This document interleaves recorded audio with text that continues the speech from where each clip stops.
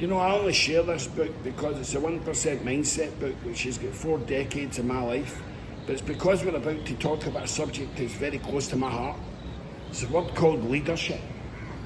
How do you define leadership? Well, from self-awareness, from the age of 12 to 16, maybe 12 to 20, I became obsessed by studying human beings and realising that people don't reach their potential. The second thing I did was started to model people who I deeply respected that were leaders. And I was always told by my role models, to be a good leader you have to be obsessed with people because you're there to serve them. And my whole life, and I mean my whole life, from assessing human beings from the age of 10 to 20, looking at where they lived emotionally most of the time. But one of the things I became intrigued about, is why I get involved in getting coached by multiple psychologists around the world. I've always been coached, but I've always been obsessed by understanding neurology. And I don't believe that you can serve or lead anybody unless you fully understand the whole dynamics of who you are as a human being, from unconscious, subconscious and conscious mind to your nervous system to the whole full compliance of how the brain functions. So what do you know about yourself? And are you a leader? Because when you look at other people that you lead, how are you connected to them? The biggest operation I've ever led is 5 stations across the UK, over 2,000 people. But I knew everybody.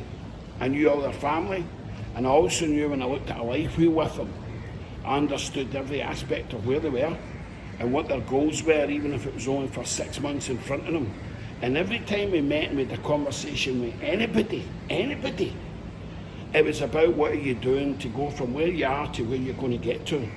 You have to make yourself irrelevant. As a leader, it's the most adrenaline journey that you can be on.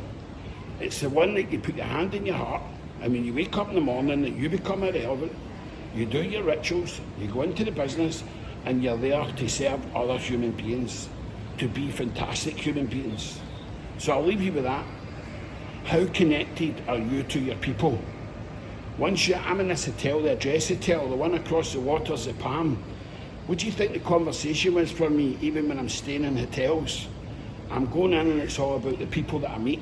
Tell me who you are, tell me what you want, tell me about every area of life, tell me your life story, but let's go into the future and actually create and manifest within our brain what that future looks like that you want to have. This is with complete strangers. I do this every walk of life, every day of life with any human being I meet, because I know that human beings do not reach their potential. Any company, any individual that has interactions with me, just like the people I met last week, I install things into your unconscious that you're not even thinking about. And I see that wee shiver in front of me where you don't believe it. But I don't let you leave me until I know that you believe it. Because everybody has the opportunity to lead, and everybody has the opportunity to lead a fulfilled, happy life. Leadership is a very sacred word. But the starting point is to understand yourself. But you are there to serve other people to be great. And guess what happens to the culture? Guess what happens to the business, especially when you go to model it against global excellence, and then everybody's on this vibration and frequency, connected to self, connected to one another, connected to the strategy, connected to what's beyond global excellence. Imagine what energy's in that vibration in that company every single day. What does the pathway do? I think you're getting an understanding and a feeling based upon watching this video.